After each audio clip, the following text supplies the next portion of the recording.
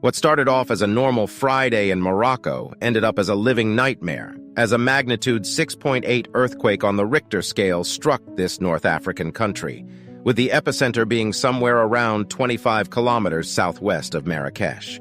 At the time of making this video, more than 2,000 people had perished, with the number expected to rise. Why did this happen, though? And what could have been done to prevent it? We'll take a look at the infrastructure in the immediate aftermath and the science behind it all, so don't go anywhere and let's get on. Morocco's most devastating earthquake in decades has claimed the lives of over 2,000 people, laying waste to homes and infrastructure in the popular tourist city of Marrakesh. The powerful tremors reverberated through coastal cities like the capital Rabat, Casablanca, and Essaouira, causing extensive destruction and prompting frightened residents and visitors to seek refuge in the dark. In the mountainous village of Tafaghat, situated close to the quake's epicenter, not a single structure remained standing, highlighting the vulnerability of the traditional clay bricks used by the area's Berber inhabitants in the face of this rare seismic event. The epicenter of the 6.8 magnitude quake was in a mountainous area 72 kilometers southwest of the tourist city of Marrakesh, the U.S. Geological Survey reported, and was roughly 18.5 kilometers below the Earth's surface, according to the USGS, while Morocco's own seismic agency pegged the depth at 11 kilometers. It was a shallow earthquake, which, according to experts, is more dangerous as the closer you get to the surface, the greater the effect of the rupture. And according to reports, in the case of deeper earthquakes, the seismic waves have to travel a longer distance before reaching the surface. During this delay, the tremors lose energy to the surroundings. In the case of shallow quakes, the seismic waves are able to bring more energy to the surface and cause more damage, with eyewitnesses saying that the earthquake was strong and lasted for a longer period. In North Africa, earthquakes are relatively rare, as the seismic activity along the northern edge of the continent is notably low. Nonetheless, the recent earthquake marked an unprecedented event in the history of the North African kingdom, and an expert characterized it as the most significant seismic event in the region in over 120 years. Interestingly, the epicenter of the quake was not situated in the typically active area of Morocco, and given the unusual nature of seismic activity in the region, the population was ill-prepared for such an event. In the impoverished rural community, approximately 45 kilometers northeast of the quake's epicenter, residences were constructed using clay brick and cinder block. Unfortunately, many of these structures have now either collapsed or are deemed unsafe for habitation. The massive February earthquake in Turkey had horizontal movement because the country is shifting to the west, moving towards Greece, causing a horizontal sliding of the tectonic plates. But in Morocco, there was a convergence between Africa and Eurasia, or Iberia, the Spanish part, and overlapping faults. Philippe Vernon, a specialist in active tectonics at the University of Montpellier, told AFP.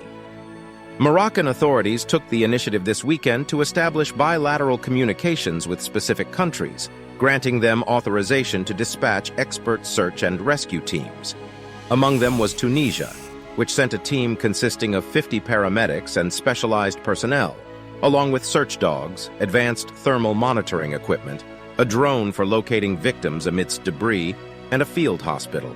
Qatar also contributed by sending a rescue team and medical crews. Spain's Foreign Minister, José Manuel Albares, announced on Sunday that Madrid would extend support, including search and rescue teams and aid, following a formal request for assistance from Morocco. Albares emphasized that this act symbolizes Spanish solidarity and the deep bond of friendship shared between the people of Spain and Morocco.